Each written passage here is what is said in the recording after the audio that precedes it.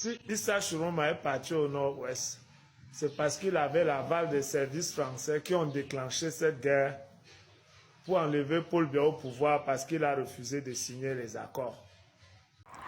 Salut la famille, bienvenue sur Info Mami Pi. Ouais. Aïe, aujourd'hui là-bas, dans cette vidéo surtout, on va parler de la politique du Cameroun et de la Côte d'Ivoire. Vous savez qu'au Cameroun, les élections c'est demain. C'est chaud. On dit que chaque candidat brûle ses dernières cartouches, comme on dit souvent. C'est chaud. Et le climat qui règne est malsain. Il y a un climat de tension. Oui. Même pas pour la journée de demain pour le vote. C'est quand les résultats vont commencer à tomber. Je ne sais pas si c'est lundi ou mardi. Donc beaucoup de gens se sont approvisionnés pour rester à la maison seulement. Parce qu'on dit qu'après les résultats, là, comment dire, et le président de la République reste, son excellence Paul, eh bien on va dire, le nouveau président de la République, monsieur Issa Chiroma. Je ne sais pas quel résultat va causer plus de dégâts. Je ne sais pas quel résultat va causer plus de dégâts, franchement. Moi, je vous dis. C'est seulement demander aux membres de ma famille qui est resté à la maison. Oh. Lundi, mardi, mercredi, oh, restez à la maison. Allez faire les achats aujourd'hui, là, même demain, faites les achats. Parce que demain, c'est le jour de vote, mais on ne connaît pas encore les résultats, donc ça sera encore un peu calme. Ah oui, vous voyez un peu, non? On voit Moulinex, oui, on avait qui a envoyé combien de gendarmes à Garoua pour surveiller Issa Chiroma. Mami Pima, c'est chaud, c'est chaud. Il y a un autre là, un colonel là, c'est le commandant de quelle brigade là, machin truc, j'ai oublié le nom. Il oblige ses éléments à voter pour le RDPC et à ramener les bulletins de vote dans son bureau. Donc ramener les preuves que vous avez. Les élections ici, hein. La famille, l'Afrique c'est quelque chose. Ouais. L'Afrique c'est quelque chose. Donc on oblige les gens, ces éléments à voter pour Paul Biya. C'est comme ça. Il y a de l'autre côté Wilfred Ekanga qui a fait une sortie qui dit que demande aux gens de ne pas voter Issa Chiroma. Pourquoi? Parce que Issa Chiroma c'est l'allié des Français. Oui, il est allié aux Français. Ouais. Vous savez que Wilfred Ekanga n'est pas pro Paul Biya, il était plutôt pro Kamto. Bon, maintenant que Kamto est hors jeu, bon, il n'a pas vu en Chiroma un candidat sur lequel il peut miser sa confiance, quoi. Donc, et vous savez que les pros Paul Biya sont toujours en train de se vanter que, parce que quand on dit qu'est-ce que Paul Biya a fait en 43 ans, quel est leur argument? Ils disent que Paul Biya a sorti le Cameroun des accords coloniaux. Oui. Et ils disent que les pays de l'AES ont eu besoin de la Russie pour sortir des accords coloniaux. Mais Paul Biya a fait cela tout seul sans avoir besoin de la Russie ni rien. Vous voyez un peu.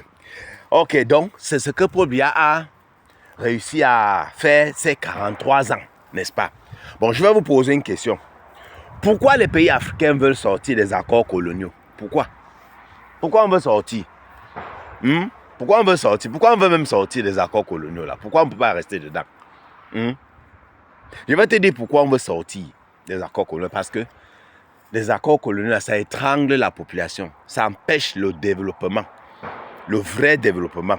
On ne veut pas le truc qu'on vient mettre la peinture à gauche, à droite là. On construit 1, 2, 3 gratte-ciel. On dit que non. On se dit que non, vous êtes en haut.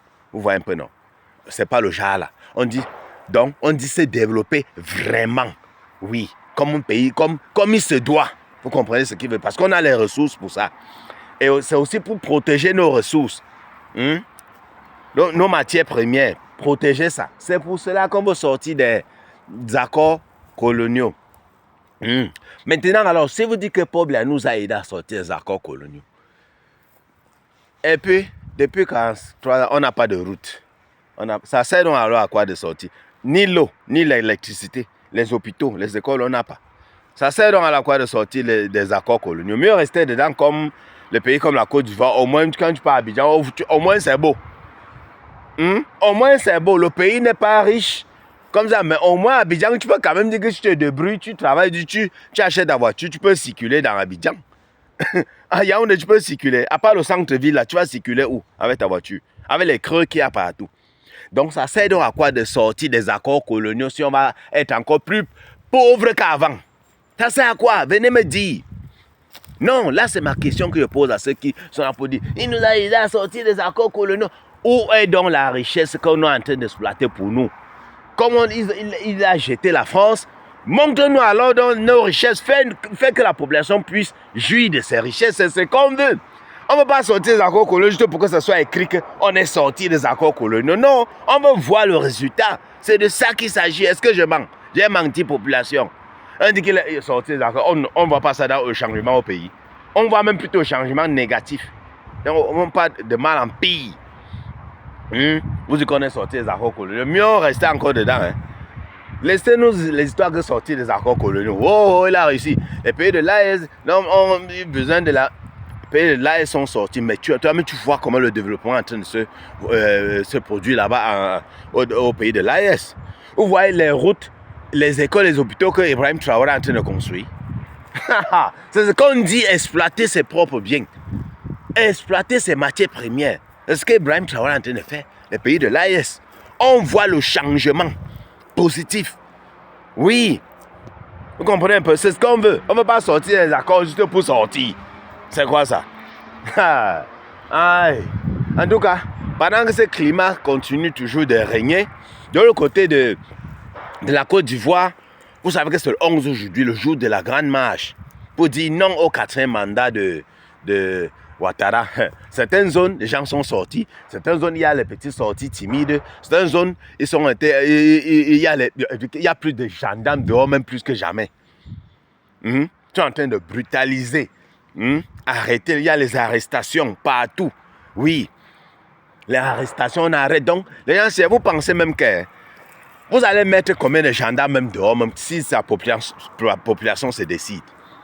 Vous avez vu ce qui s'est passé au Népal.